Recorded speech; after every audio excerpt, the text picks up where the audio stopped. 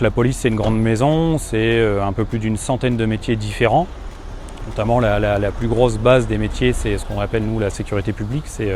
l'ensemble des commissariats de police qui assurent la paix publique, la sécurité publique et qui fait aussi un peu d'ordre public. On est aux alentours de 115 000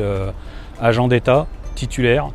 et on monte à peu près 140 000 effectifs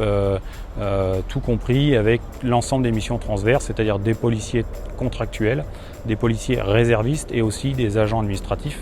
et des agents techniciens qui assurent les missions, toutes les missions transverses et les missions de support. S'ajoute à ça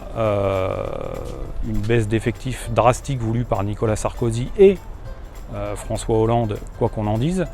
Et aujourd'hui, on est passé de un petit peu moins de 140 000 effectifs titulaires à peu près 115 000 effectifs titulaires pour les mêmes missions,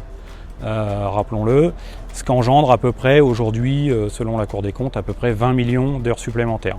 Donc, ce qui fait que c'est un travail qui est toujours à flux tendu et c'est extrêmement compliqué, ce qui rend effectivement ce travail très anxiogène, très pathogène. D'ailleurs, on a un nombre de suicides très important dans la police nationale, qui est nettement supérieur au reste des professions. La première proposition, c'est effectivement de l'embauche et revenir effectivement à une jauge au moins équivalente à l'arrivée de Nicolas Sarkozy, ce qui correspond à peu près à 130-135 000 fonctionnaires de police et donc on va dire entre 20 et 30 000 embauches statutaires, on le précise, on souhaite uniquement du statutaire